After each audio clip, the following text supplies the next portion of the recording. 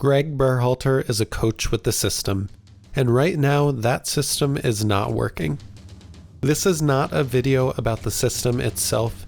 Instead, this is about how implementing any system that requires rigidity and a mental intensity is wrong for a national team, and how Greg needs to be held accountable for his inability to simplify.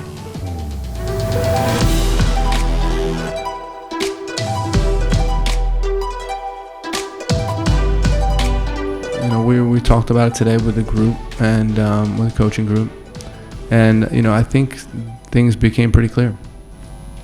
What became clear? Things.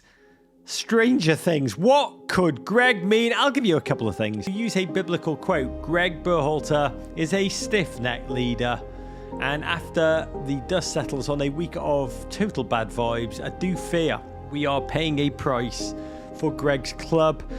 Infused emphasis on system, because we've talked about this a lot. International football is such a fleeting creature. The teams are flung together. They are so just beautiful, fleeting things. They have barely an opportunity to train, and Greg's ambitious desire to play out of the back, deliver American aggressive vertical football, that needs repetition, that needs practice, that needs understanding, that needs chemistry.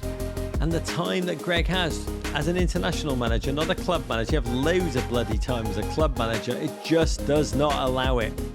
But by banging on in every press conference about system, Greg is inadvertently delivering a message to his young players that the system is both more important than this player's form and also their ability to influence games in key moments as individuals.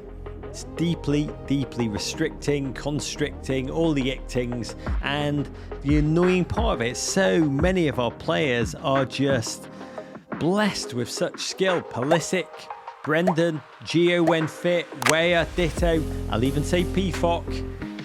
But those improvisational skills just are buried alive because they become slaves to that system. And second, speaking to people on the inside, these players are training on so many things to get Greg's system in such little time that not only are they mentally overwhelmed, as Greg hinted upon reflection post-Japan, but they're feeling physically exhausted too before they even take the field for the actual games. And we have less than 50 days to go before kickoff. Greg can make changes. All is not lost. I want to be clear, we can still believe. But Greg must simplify. Wow.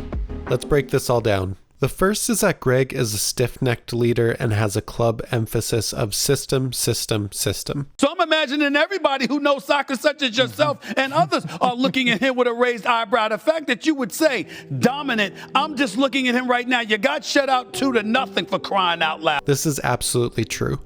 Even former players that defend Greg's coaching of the US men's national team, looking at you, Alexi Lalas, confirm that Greg was not especially well liked as a player. He was an intense defender who took no shit from anyone.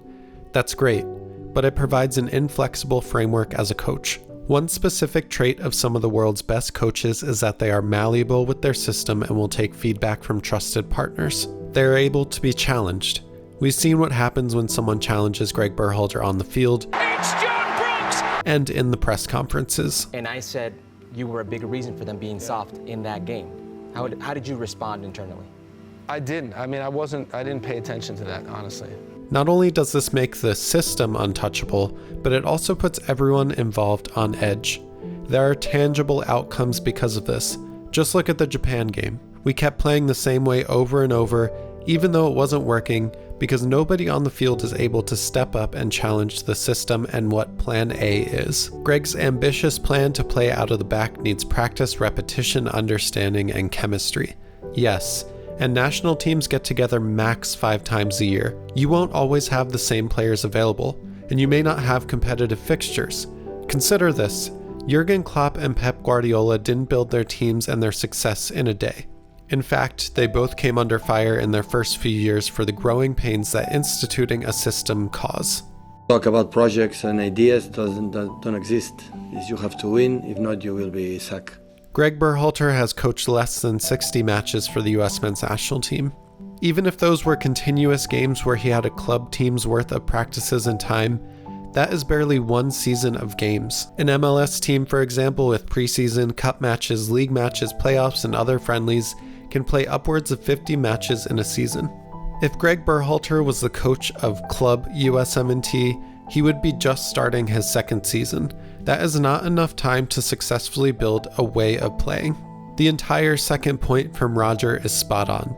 Putting the system over a player is damaging to a roster that requires you to pick a best 11.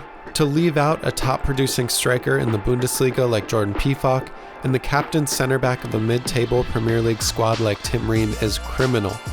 Then we have to consider the mindset it puts into his players. With the system ever present, the natural ability of someone like Christian Pulisic or Gio Reyna are constricted by what they must give to the system. If Pulisic's natural intention is to run at a defender and create chaos in the box, but the system itself demands that he recycle to his midfielder, then in itself that is an issue. Multiply that by 11 players on the field and you get a system that reduces the impact and effectiveness of our most talented players we've ever produced.